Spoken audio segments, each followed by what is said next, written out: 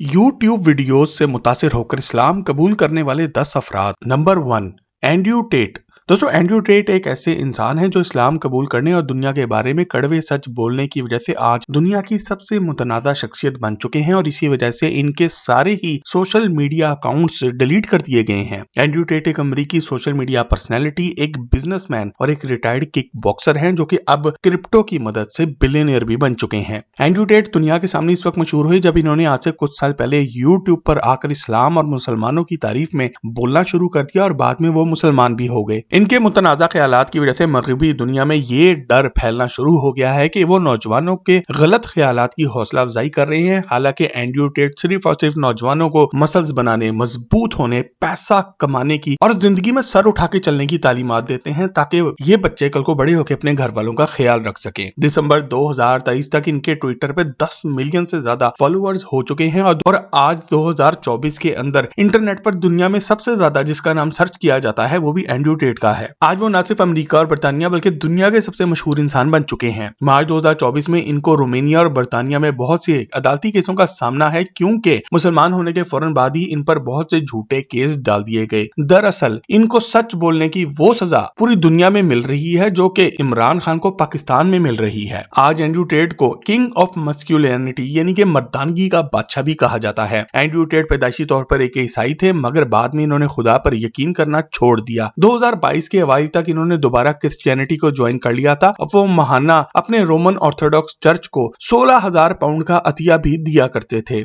अक्टूबर 2022 में दुबई की एक मस्जिद में इनकी नमाज पढ़ते हुए वीडियो वायरल होने के बाद इन्होंने अपने सोशल मीडिया प्लेटफॉर्म गटर पे मौजूद अकाउंट पर इस्लाम कबूल होने का इतराफ किया। एंड्रयू टेट के मुसलमान होने की खबर ने इंटरनेट की पूरी दुनिया में एक भूचाल सा मचा दिया और खास तौर पर पूरी दुनिया के मुसलमानों में इनके मुसलमान होने को बेहतर तरीके से कबूल किया गया। अगर आप एंड्रयू टेट के बारे में एक मुकम्मल फैक्ट से भरपूर वीडियो देखना चाहते हैं तो कमेंट सेक्शन में यस लिखकर हमें अपनी राय से आगाह जरूर करें। नंबर 2, दीपिका काकड़।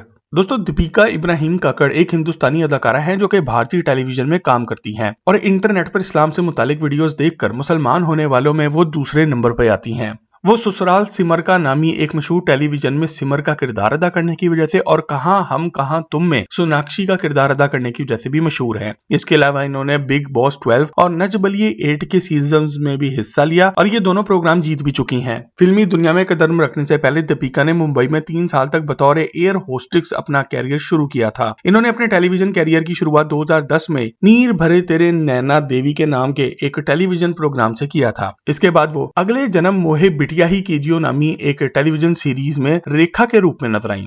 दीपिका काकड़ ने 22 फरवरी 2018 को भोपाल में अपने साथी अदाकार शोएब इब्राहिम से शादी की और शादी से पहले उन्होंने इस्लाम कबूल किया और अपना नाम बदल के फायजा रखा था। इब्राहिम और दीपिका काकड़ के यहाँ 2023 में एक बेटा भी पैदा हुआ और आज वो एक मुसलमान के तौर पर अपनी जिंदगी गुजार रही हैं और ये बात जानकर अगर आपको भी खुशी महसूस हुई हो तो कमेंट सेक्शन में माशाल्लाह जरूर लिखें। नंबर 3, जमाइमा खान। दोस्तों, जमाइमा खान एक अंग्रेजी सहाफी, अदीब और स्क्रीन राइटर हैं। वो इंस्टिंक्ट्स प्रोडक्शन टेलीविजन कंपनी की मालिका और बानी हैं जो कि हॉलीवुड में फिल्में और ड्रामे बनाती हैं। एक सहाफी के तौर पर वो बरतानवी सियासी और सकाफती मैगजीन द न्यू स्टेट्समैन और अमेरिकन मैगजीन वेनिटी फेयर की एडिटर भी रह चुकी हैं। इन्होंने साल 1995 में इमरान खान से शादी की जो कि पाकिस्तान के एक सियासतदान और रिटायर्ड क्रिकेट के लेजेंड भी हैं। ये एक लव मैरिज थी और शादी के वक्त जमाइमा की उम्र सिर्फ 22 साल थी। दोनों के 2 बेटे कासिम और सुलेमान भी हैं। जमाइमा और इमरान आपस में बहुत प्यार करते थे मगर 2004 में इनकी तलाक हो गई क्योंकि इमरान खान पाकिस्तान में रहकर कुछ बेहतरी लाना चाहते थे जबकि जमाइमा चाहती थी कि वो अपने दोनों बच्चों के साथ बरतानिया जाकर शहजादों जैसी जिंदगी गुजारें। Jemima Khan Diana princess of Wales की एक करीबी दोस्त भी थी और 1996 में इनके साथ लाहौर भी आई।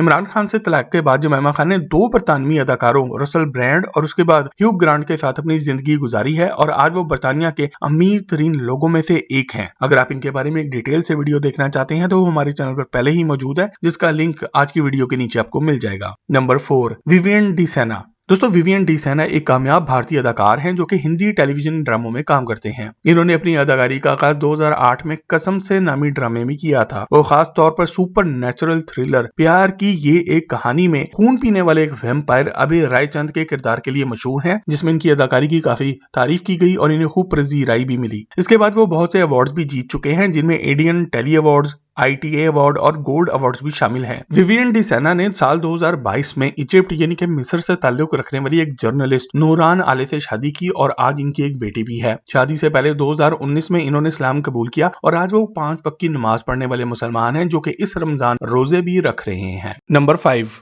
सिनेद ओकॉनर। दोस्तों सिनेद ओकॉनर एक ऐसी खुशकिस्मत तरीन इंसान थी जो कि पैदा तो गैर मुस्लिम हुई थी, लेकिन इनको महसूस होने लगा कि इनका मजहब गलत है और इसके बाद इन्होंने दुनिया के मुख्तलिफ मजाहिब के बारे में तफसील से रिसर्च करना शुरू किया और भला आखिर मुसलमान हो गई। इस्लाम कबूल करने के बाद इन्होंने एक बार कहा था कि मुझे मुसलमान होने के बाद मालूम पड़ा कि मैं तो हमेशा से ही मुसलमान थी। इस्लाम कबूल करने के बाद उन्होंने अपना नाम शोदा सदाकत भी रख लिया था। सिनेद ओकॉनर एक आयरिश गुलकारा, नगमा निगार, एक समाजी कारकुन थी और इनका पहला studio album the lion and the cobra साल 1987 में रिलीज हुआ था और इन्होंने पूरी दुनिया में कामयाबी हासिल की थी। इनका 1990 का album I do not want what I haven't got एक गुलकारा के तौर पर इनकी सबसे बड़ी कामयाबी थी, जिसकी दुनिया भर में 1 करोड़ से ज्यादा कापियां फरोख्त हुई थी। इनके गाने नथिंग कंपेयर्स टू यू को बिलबोर्ड म्यूजिक अवार्ड में साल का बेहतरीन गाना करार दिया गया था। अक्टूबर 2018 में इन्होंने न सिर्फ इस्लाम कबूल किया बल्कि इस्लाम कबूल करने के इस अमल को किसी भी ज़हीन आलम दीन के सफर का फितरी नतीजा करार दिया था। इन्होंने आयरलैंड में एक सुन्नी इस्लामिक थियोलॉजियन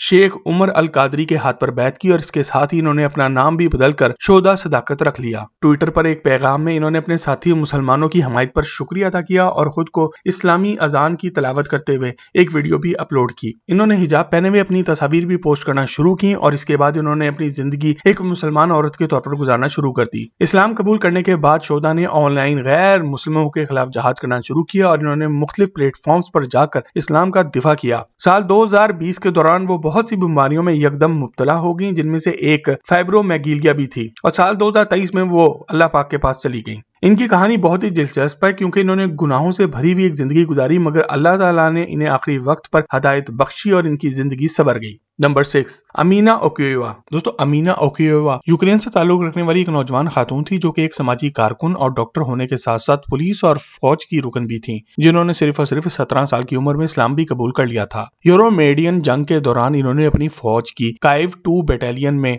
एक डॉक्टर के तौर पर काम किया था। इसके साथ इन्होंने मुल्क चेचेनिया के मुसलमानों के लिए भी जहाद में लड़ाई लड़ी, जिसके फौरन बाद ही इन्हें कत्ल करने की कोशिशें शुरू कर दी गई थी। 30 अक्टूबर 2017 को अमीना ओकियोवा को अपने आबाई गांव में एक धमाके में शहीद कर दिया गया। इनकी शहादत के वक्त नामालूम हमलावरों ने इनकी और इनके शोहर की गाड़ी पर फायरिंग की थी। इन पर 5 गोलियां बरसाई गई, जिनमें से 2 गोलियां सीधा इनके सर में लगीं। इनके शोहर एडम ओस्मायोव को टांग पर चोटें आईं और अमीना ओकियोवा आज भी यूक्रेन और रूस के इलाके में एक मशहूर नाम है, जिन्होंने दुनिया में बहुत सी तब्दीलियां लाने की न सिर्फ बात की बल्कि कोशिशें भी की। Number 7, Shaquille O'Neal. दोस्तों शकील ओनील बास्केटबॉल की दुनिया के सबसे बड़े खिलाड़ियों में से एक हैं, जो कि दुनिया भर में शैक के नाम से मशहूर हैं।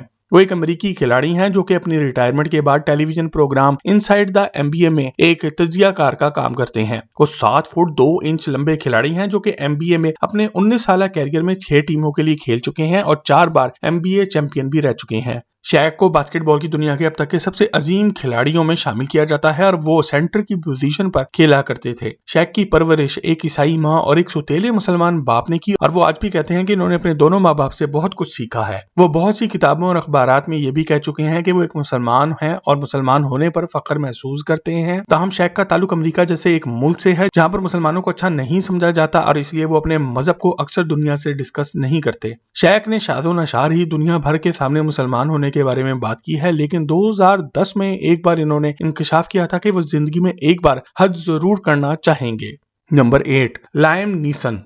दोस्तों लायम नीसन आयरलैंड से ताल्लुक रखने वाले एक अदाकार हैं जिनकी फिटनेस का ये आलम है कि वो आज 70 साल की उम्र में भी एक्शन फिल्मों में हीरो आ रहे हैं। इन्होंने कई अवार्ड्स भी हासिल किए हैं, जिनमें एकेडमी अवार्ड, बेफ्टा अवार्ड, 3 बार golden globe awards, 2 Tony awards और बर्तानिया का सबसे बड़ा civil award officer of the order of British empire भी शामिल है। साल 2010 में इन्होंने तुर्की का दौरा किया, जहां पर इन्हें अपने होटल में सुनने के लिए अजान पहली बार मिली और वो इससे बहुत ही मुतासिर हुए और इन्होंने वापस आकर एक इंटरव्यू में बताया कि वो इस्लाम कबूल करना चाहते हैं। ताहम शैक की तरह इन्होंने भी दुनिया को अपने मजहब से दूर ही रखना चाहा है और दुनिया आज भी इनके मजहब के बारे में तजस्सुस में ही रहती है। Number 9, ice cube. दोस्तों आइस क्यूब का असल नाम ओशिया जैक्सन सीनियर है और वह दुनिया के सबसे मशहूर अमेरिकी रैपर्स, गुलकारों, अदाकारों और फिल्म प्रोड्यूसर्स में से एक हैं। इनके गानों और इनकी लिरिक्स की कामयाबी की वजह से ही पूरी दुनिया में गैंगस्टर रैप को मकबूलियत मिली और आज म्यूजिक सुनने वाला हर बच्चा ही खुद को बदमाश समझने लगा है। वो अमेरिका के rock and roll hall of fame का भी हिस्सा हैं और आज वो 10 से ज्यादा रैप एल्बम्स निकाल चुके हैं और 2024 में एक बार फिर वो कनाडा में कॉन्सर्ट्स करने जा रहे हैं। बरतानवी न्यूज़पेपर दी गार्डियन के साथ फरवरी 2000 के दौरान एक इंटरव्यू देते हुए इन्होंने एक मुसलमान के तौर पर अपनी शिनाख्त की वजाहत की थी।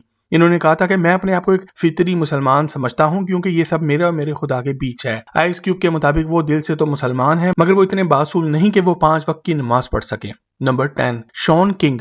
दोस्तों, जेफरी शॉन किंग एक अमेरिकी अदीब, अदाकार और समाजी कारकुन है। वो समाजी इंसाफ और बराबरी को फरोग देने के लिए सोशल मीडिया का इस्तेमाल करते हैं और खासतौर पर अमेरिका में ब्लैक लाइव्स मैटर के एक पुरजोर कारकुन हैं जो कि गरीब और काले अफराद के हकूक के लिए लड़ने वाली एक तंजीम है। वो डेमोक्रेटिक पार्टी का हिस्सा है और वो आज जो बाइडेन को सपोर्ट करते हैं। वो माजी में एक सख्त ईसाई थे मगर मार्च 2024 के दौरान इन्होंने अपनी बीवी राइकिंग और अपने 5 बच्चों के साथ इस्लाम कबूल किया और एक फलस्तीनी इमाम ओमान सुलेमान के हाथ पर बैत भी की है। आज ये खुशकिस्मत इंसान अपने पूरे खानदान के साथ एक मुसलमान की हैसियत से जिंदगी गुजार रहा है। दोस्तों, अगर आपको कोई ऐसा नाम मालूम है जो इस लिस्ट पर होना चाहिए था तो कमेंट सेक्शन में लिख कर हमसे शेयर जरूर करें और मजीद जबरदस्त वीडियोस के लिए टॉक शॉक के चैनल को भी सब्सक्राइब जरूर करें।